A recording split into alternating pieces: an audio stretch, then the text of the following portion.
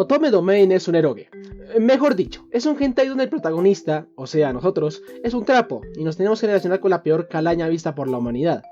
Una productora casera de Coca-Cola de piña, una pseudo seguidora de Hostiaco Bigotón chistoso, y la que es la más normal de las tres, una tipo cualquiera que, si te hace de comer, te mueres. Ahora, sí, lo sé, el título puede ser algo engañoso, no es como que haya destruido mis sueños una obra tan mediocre. Pero, ¿cómo decirlo? Extraño los tiempos en los que no la había leído. Antes de hacerlo estaba convencido de que incluso yo podría llegar a disfrutar un producto malo. Y Otome Domain me hizo darme cuenta de que no era así.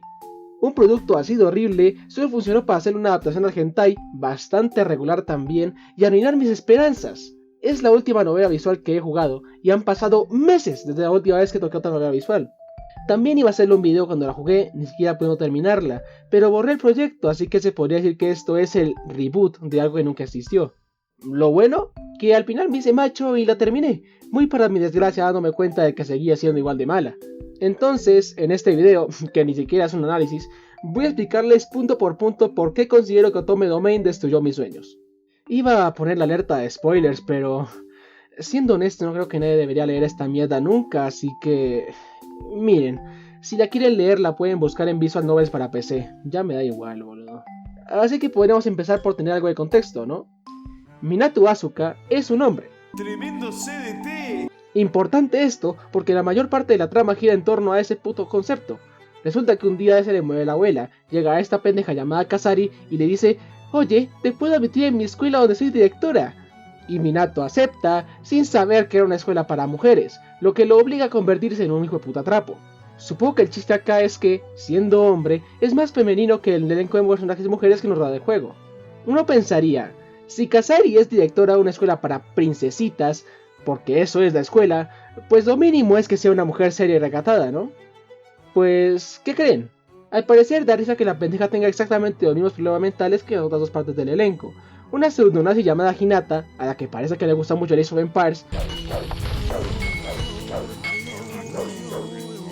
y una inútil llamada Yuzu, periodista escolar que no sabe armar un plato con ciruelitas. Pero la peor de todas es la propia Kasari, que tiene como hobby producir Coca-Colas de piña totalmente caseras. Supongo que debe dar mucha risa que un hombre, siendo más mujer que las mujeres que lo rodean, tenga que además limpiarle los meados a una, jugar con la otra, hacer la comida para que la tercera no termine provocando decesos por intoxicación alimentaria.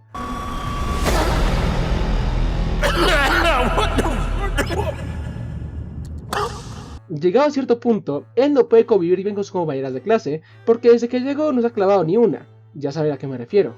Y la realidad es que estar rodeada de mujeres sudadas lo prende, y francamente, a mí también. Así que, en lugar de salvar o desahogar sus frustraciones, se comienza a dar golpes en la cabeza como un autista contra el pupitre.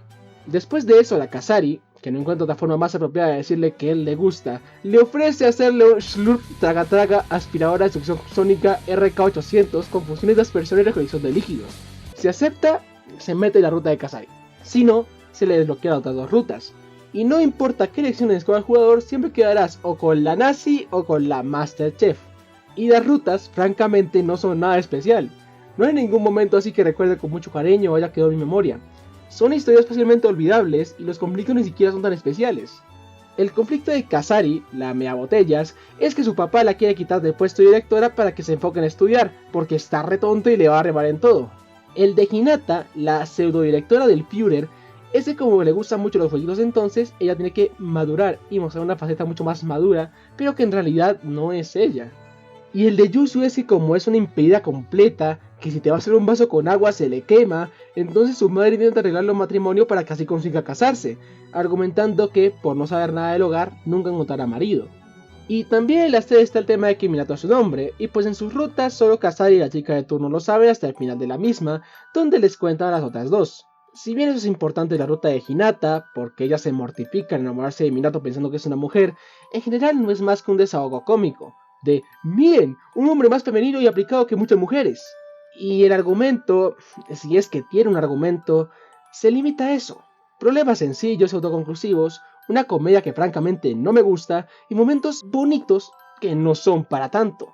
Habiendo hablado de lo que más me desagradaba, ¿por qué no hablamos un poco de la actuación de voz y el aspecto técnico? Las voces de las minas están bien en general.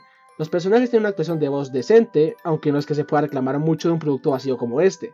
Mi problema quizás es la voz de Minato.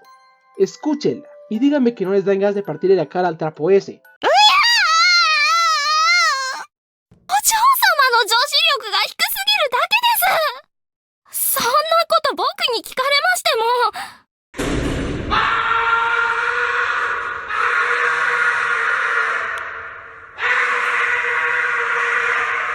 Y bueno, al igual que otros protas, peca de ser princeso, y acá literalmente, al hacerse pasar por una mujer.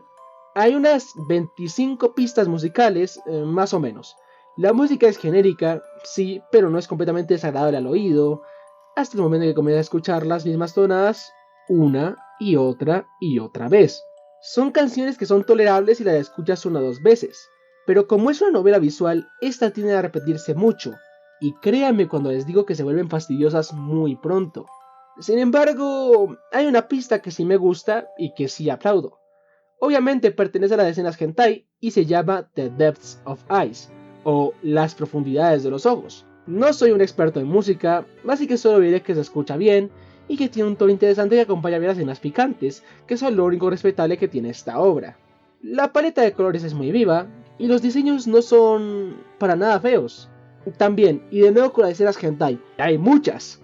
Si no estoy mal, hay 4 por heroína, 3 en la ruta y una adicional que se desbloquea al terminarla. Y el hecho de que el sexo sea lo único que se puede destacar de un producto así de pobre y vacío, pues confirma que Otome Domain, al igual que otros eroges genéricos, está hecho solo para parar la chota y no para intentar contar una historia. Y no puedo culparlos. Hay gente que compra esas obras solamente por la escena hentai, para hacerse una paja y listo. Pero, ¿cómo decirlo? Supongo que al ser la primera novela visual realmente mala que jugué, me dejó un sabor de boca horrible. Y más aún, supongo que el principal pecado... Supongo que el principal pecado fue que la primera puta escena fuera mostraros a la heroína principal, que es Kasari, meando en una puta botella, y siendo una completa pendeja que, como la abuela del prota siempre le limpió los calzones y le hizo todo, la convirtió en una inútil integral. Si a eso le sumas un protagonista con una voz y una actitud insoportables, creo que tú también estarías sirviendo por dentro con ganas de cometer actos violentos y delictivos. Considerando que saqué un video de esta cosa nomás para desahogarme de algo que tenía mes atorado, podrían tratar este video como un relleno. Claro que sí, pero es algo que yo quería decir. Y por eso la edición también es más pobre. Como sea, llegamos a los 100 suscriptores. Y prometo traerles un análisis serio la próxima vez. Como recomendación final, si quieren leerse Otome Domain, que ojalá que no, vayan y miren el hentai. Dura muchísimo menos, perderán menos horas de su vida e irán directo al grano. Directo a lo único que vale la pena de esta porquería. Hace mucho no hacía una despedida, así que aquí va, por los viejos tiempos. Soy Nerex y me despido. ¡Hasta luego! ¿Por qué hice esta mierda, weón?